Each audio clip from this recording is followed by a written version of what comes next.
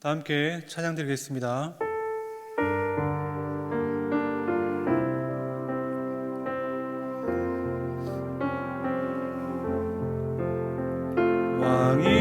왕이신 나의 하나님, 내가 주를 높이고 영원히 주의 이름을 송축하리이다.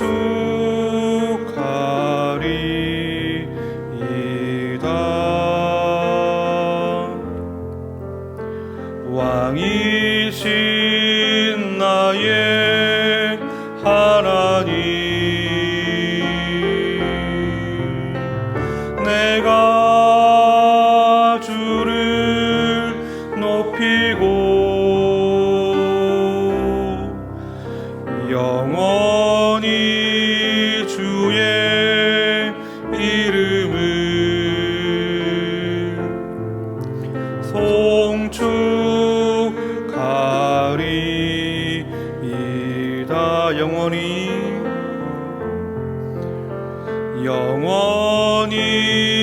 주의 이름을 송축하리이다.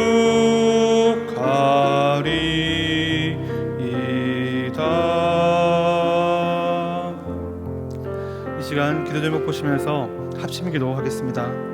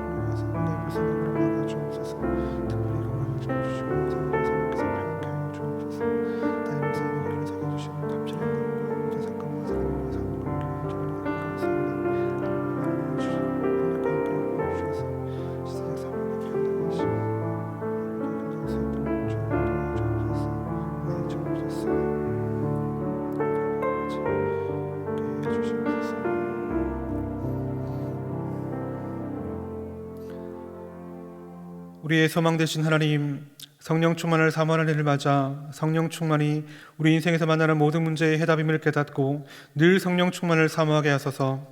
또한 모든 성도가 성령 충만받아 내면이 변화되고 회복과 치유와 담대함을 얻어 개인과 가정이 살아나게 하소서. 무엇보다 우리 자신을 성령님께 온전히 맡기고 순종하며 살 때 우리의 생각과 말과 행동에 성령 충만의 열매가 나타나게 하옵소서.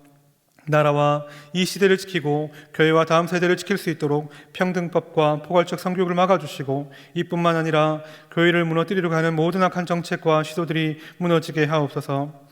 이 어려운 때에 우리 교회를 이끌어가시는 담임 목사님을 더욱 강력하게 붙들어 주시고, 코로나 시대를 잘 감당할 수 있는 성령의 지혜를 주시고, 주신 사명을 잘 감당하고 사역에 집중할 수 있도록 모든 사단의 공격을 은혜의 불성각으로 막아주시옵소서.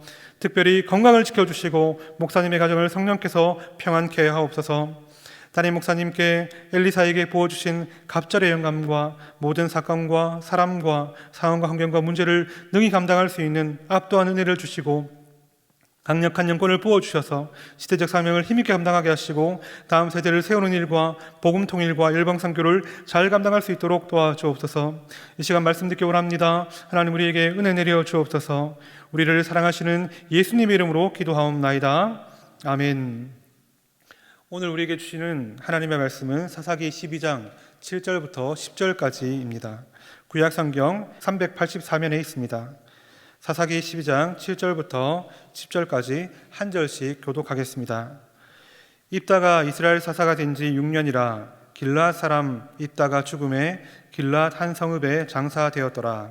그의 뒤에는 베들레헴 입산이 이스라엘의 사사이었더라. 그가 아들 30과 딸 30을 두었더니 딸들은 타국으로 시집 보내었고 아들들을 위하여는 타국에서 여자 30을 데려왔더라. 그가 이스라엘 사사가 된 지 7년이라. 함께 읽죠. 입산이 죽음에 베들레헴에 장사되었더라. 아멘. 오늘 살펴보는 사사기 12장에는 4명의 사사가 등장합니다. 이후로는 13장부터 단 한 명의 사사 삼손만을 남겨두고 있는 그런 문맥입니다. 사사들의 이야기가 마무리되고 있는 그런 상황이란 겁니다. 그런 사사기 12장의 모든 내용을 잘 이해하기 위해서는 앞서 여러 번 말씀을 드린 것처럼 사사기 전체의 구조를 알아야 합니다. 그림을 하나 보시겠습니다. 그림처럼 사사기에는 반복되는 신앙의 패턴이 있습니다. 죄를 짓고 압제를 당하고 간구하고 구원을 받고 또 그 은혜를 망각하는 이런 패턴이 반복되고 있습니다. 그런데 이 패턴은 단순 반복이 아닙니다. 다음 그림에서 보시는 것처럼 사사기 전체를 보면 나선형 하강 구조로 되어 있습니다. 얼핏 보기에는 같은 일의 반복처럼 보이지만 사실은 사사기의 장들이 거듭될수록, 다시 말해 점점 뒤편의 사사들로 갈수록 전체적으로 영적 수준이 나빠지고 마치 바닥으로 떨어지는 듯한 그런 형국이라는 것입니다. 이 차이는 오늘 본문이 12장에 있는 4명의 사사와 맨 처음 언급된 3장의 3명의 사사를 비교해보면 더욱 여실하게 확인할 수 있습니다. 사사기 12장의 기록과 사사기 3장의 기록을 보면 사라진 언급들이 나타나기 때문입니다. 그러면 먼저 3장의 몇 구절을 한번 보도록 하겠습니다. 색깔 다른 부분만 제가 읽습니다. 9절, 이스라엘 자손이 여호와께 부르짖음에 여호와께서 그들을 위하여 한 구원자를 세워 구원하게 하시니. 11절, 그 땅이 태평한 지 40년 말하고 있습니다. 15절 보시면 이스라엘 자손이 여호와께 부르짖음에 여호와께서 그들을 위하여 한 구원자를 세우셨으니. 30절, 그 땅이 80년 동안 태평하였더라. 31절, 그도 삼갈도 이스라엘을 구원하였더라. 이렇게 말합니다. 이것을, 이 반복되는 부분을 정리하면 다음과 같습니다. 1. 이스라엘 자손이 여호와께 부르짖습니다. 기도라고 볼 수 있죠. 2. 하나님께서 그들을 위하여 한 구원자를 세워서 구원하십니다. 구원이라 정의하고. 3. 그 땅이 오랜 기간 태평해집니다. 이 태평 가운데는 사사들을 향한 백성들의 존경도 포함되어 있습니다. 태평이라고 정의하면 이처럼 모범적인 사사들이 활동한 경우에는 하나님께서 사사들을 세우셔서 구원을 베풀어 주시고 그 모든 일 가운데는 하나님께서 이스라엘을 도우시는 강한 역사와 백성들의 간절한 기도가 공존하고 있습니다. 기억을 위해서 간단히 줄여서 기도, 구원, 태평이라고 짚어두고 12장으로 돌아와 보겠습니다. 사사들의 명단 말미에 해당하는 사사기 12장의 이 4명을 살펴보면 이런 언급들이 거의 다 사라졌음을 발견할 수 있습니다. 다 읽지 않았기 때문에 12장을 표로 한번 정리해 보면요, 12장에 나타난 사사들의 사역 기간과 또 내용과 기간을 정리한 것입니다. 어떻습니까? 한눈에 봐도 3장과는 판이하게 내용이 다르고 또 짧습니다. 4명의 사사를 한 명씩 짧게 살펴보면 먼저는 입다입니다. 12장만 보자면 입다가 행한 사역은 에브라임과의 처참한 싸움뿐입니다. 에브라임 사람들의 교만한 시비와 입다의 피해 보복이 기록의 전부입니다. 에브라임 지파는 사실 기드온 사사일 때도 시비를 걸어온 적이 있습니다. 그렇지만 기드온이 평온하게 해결을 했지요. 그러나 입다는 달랐습니다. 입다는 자신의 딸의 죽음을 두고 놀리고 다가오는 에브라임 지파를, 그 상처를 후벼파는 말을, 시비의 말을 듣고 나서 바로 싸움을 시작했고 이로 인해서 무려 에브라임 사람 42,000명이 죽습니다. 에브라임의 교만과 입다의 잔인함이 만난 비극적인 결과이죠. 이처럼 입다는 11장까지 이스라엘을 잠시 구원하긴 했지만 사회를 태평하게 만드는 것이 아니라 너무나 비극적으로 끔찍한 세상으로 변모시켜 버렸습니다. 그럼에도 그의 사역 기간은 가장 짧은 6년이 그렇게 기록되어 있습니다. 다음 사사인 입사는 어떻습니까? 성경에 기록된 그의 사역은 자녀들을 결혼시킨 것이 전부입니다. 그런데 인상적인 것은 자녀들을 누구와 결혼시켰다 말하고 있습니까? 모두 타국 사람들, 다시 말해 이방인들과 결혼을 시킵니다. 아들 30명을 위해서 이방 여인 30명을 데려왔고 딸 30명은 이방 나라에 시집을 보냈다고 말합니다. 여러분 한번 생각해 보십시오. 순리적으로 결혼을 시켰는데 자녀들이 전부 다 그렇게 60명이 타국인과 다 결혼할 확률이 얼마나 될까요? 불가능한 일이지요. 이것은 입산이 목적을 가지고 의도적으로 이방인들과의 결혼을 진행시켰다는 말입니다. 무슨 의도겠습니까? 당연히 그 의도는 자녀들의 결혼을 통해서 이스라엘을 평안케 하기 위했던 거죠. 그 마음이 얼핏 이해는 되지만 이것은 두 가지 측면에서 매우 심각한 일입니다. 첫 번째는 이방 나라와의 결혼 때문에 이방에 있는 우상들이 자연스럽게 이스라엘 속으로 들어올 수 있습니다. 그리고 두 번째는 더 심각한 것인데 하나님을 의지하고 하나님의 능력과 계획에 따라서 사역하는 것이 사사의 본 모습인데 그 모든 것이 다 사라지고 본인의 힘과 지혜로 사역을 하기 시작했다는 것입니다. 하나님은 아랑곳 없이 철저하게 세상적인 방법으로 자기가 동원할 수 있는 모든 수완을 동원해서 평화를 거머쥐려 했다는 것입니다. 그런데 그렇게 60번의 결혼을 통해서 한 번도 힘든데 60번을 통해서 감당한 그 사역 기간이 얼마입니까? 고작 7년이라고 말하고 있습니다. 이렇게 세상적인 자기의 힘에 의지한 평화는 짧습니다. 더불어 학자들은 사사들의 자녀의 수가 많이 언급되는 것에 주목해야 한다 말합니다. 많은 자녀가 언급되는 것은 사사들이 자신의 신분을 망각하고 있는 증거라고 말합니다. 어떻게 망각한 것일까요? 자신을 하나님이 세운 사사가 아니라 세상의 왕으로 여기며 착각하는 행동이다. 소위 왕놀이를 하고 있다라고 해석합니다. 자기가 이 세상의 왕인 것처럼 고집하며 그렇게 살아가고 있다라는 것이죠. 이어 세 번째 사사는 엘론입니다. 엘론은 참으로 인상적인데요. 엘론이 사사로서 사역한 내용은 하나도 적혀있지 않습니다. 사역 기간도 10년으로 짧지요. 그런데 엘론을 장사 지낸 장소가 인상적입니다. 스불론 땅 아얄론에 장사되었다 그렇게 말하고 있는데 참고로 말씀드리면 히브리어는 자음 중심의 언어입니다. 자음만 있어도 말이 된다는 말이죠. 그리고 히브리어 성경은 원래 자음만 있습니다. 모음은 후대 사람들이 이해를 위해서 붙인 것입니다. 그런데 엘론이란 이름의 자음과 아얄론이란 장소의 자음이 똑같은 것입니다. 그래서 이를 두고 학자들은 엘론이 자기의 이름을 딴 도시를 건설했다, 거기에 장사되었다 그렇게 해석합니다. 이 말은 엘론이 사사로서 한 일은 아무것도 없고 오직 자기의 이름을 위해서 성을 짓는 것, 도시 세우는 것에만 혈안이 되어 있던 그런 인물이다라고 해석합니다. 엘론도 하나님께서 맡기신 사사의 역할과는 너무나 동떨어진 삶을 살았다는 것이죠. 마지막 네 번째 사사는 압돈입니다. 압돈은 아들 40명과 더불어 손자들이 30명이나 되었다고 합니다. 이렇게 많은 자손이 언급된 것은 앞서 말한 것처럼 입산 때와 마찬가지로 압돈도 왕놀이에 빠져 있는 사람이다 그렇게 말을 하고 있는 거죠. 그런 압돈의 사역으로 적혀 있는 것이 무엇입니까? 자신의 자손들 70명에게 나귀 새끼를 태웠다, 나귀 새끼 70마리를 사주었다 하는 것입니다.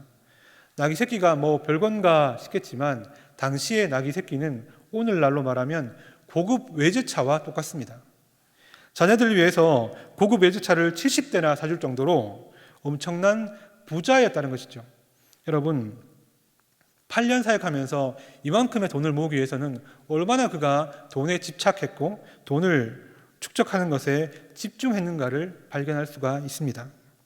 이상의 사사기 말미에 언급된 사사들의 행적을 보았는데요. 표를 다시 보시면 이렇게 나타나 있는 이 4명의 사역 가운데 기도, 구원, 태평이라는 단어가 보이십니까? 전혀 나타나지 않습니다.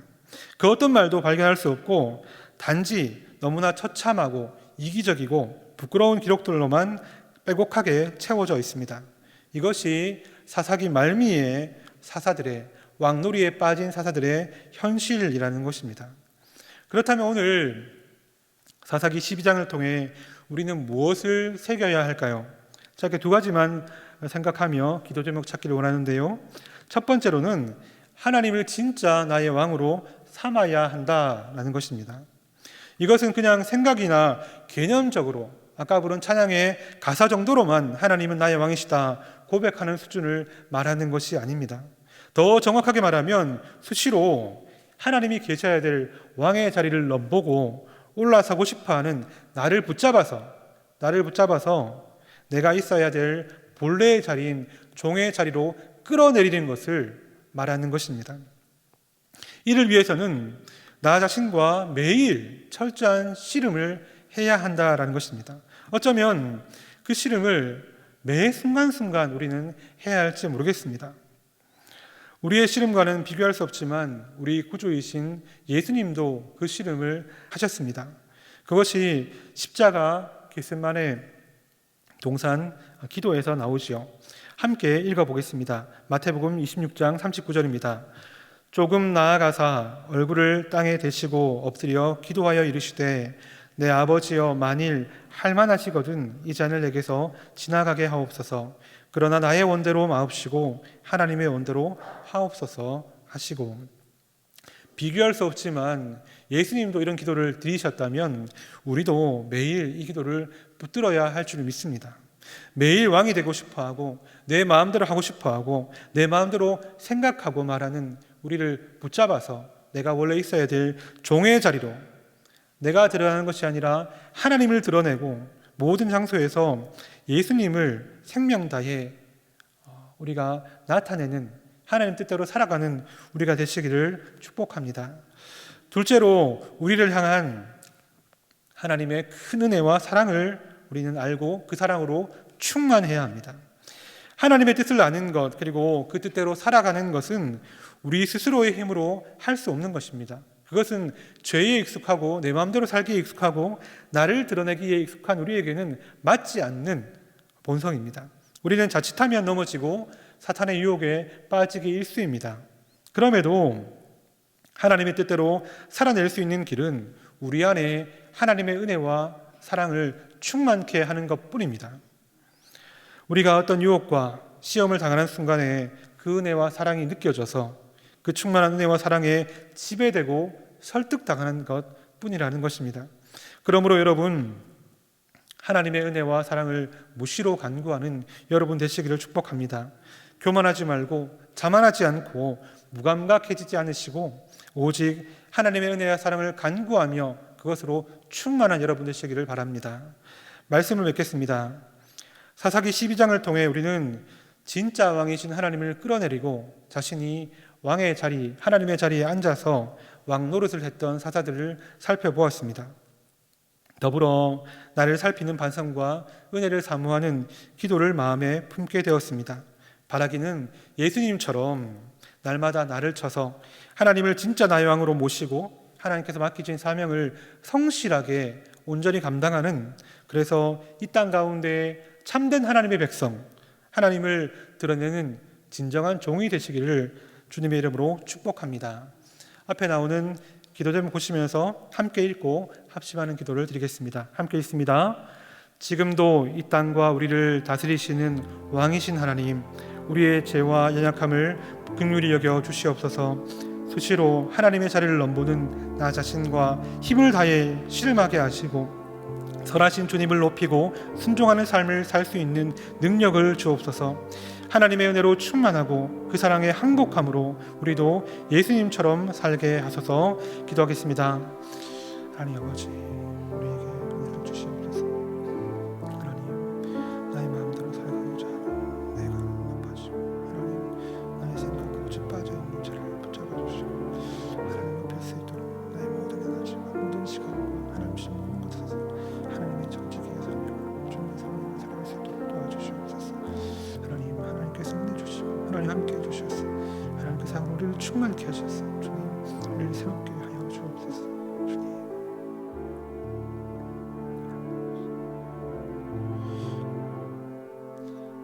우리를 사랑하시고 가장 좋은 것으로 채우시고 가장 선한 길로 인도하시는 하나님 아버지, 그 사랑의 손길과 간섭하심에 감사를 올려드립니다. 매일의 삶 속에서 내가 왕이 되고 싶어하는 교만한 마음을 내려놓게 하시고 삶의 전 영역에서 하나님을 왕으로 모시는 삶이 어떤 것인지를 더욱 진지하고 깊은 성찰을 가지고 날마다 고민하는 주의 종들이 되게 하옵소서. 더불어 우리를 사랑하셔서 십자가에서 모든 것을 다 주신 예수님의 사랑을 품고 예수님께서 먼저 보이신 순종의 기도를 우리도 하게 하셔서 하나님께서 기뻐하시는 삶을 살고 감당케 하신 모든 사명의 현장에서 종의 역할들을 톡톡히 감당해내는 우리가 되게 하여 주옵소서. 사랑하는 담임 목사님을 오늘도 붙들어 주시고 은혜 가운데 거하게 하시며 모든 중직들과 성도님들이 한 마음이 되어 주님을 더욱더 기쁘시게 하고 왕이신 하나님을 날마다 송축하며 세상에 더욱더 예수를 드러내는 우리 교회가 될 수 있도록 도와주옵소서. 우리를 사랑하시는 예수님의 이름으로 기도하옵나이다. 아멘. 계속해서 담임 목사님과 교회, 나라와 민족과 선교사님들을 위해서 기도해 주시고 기도회를 마무리해 주시기 바랍니다.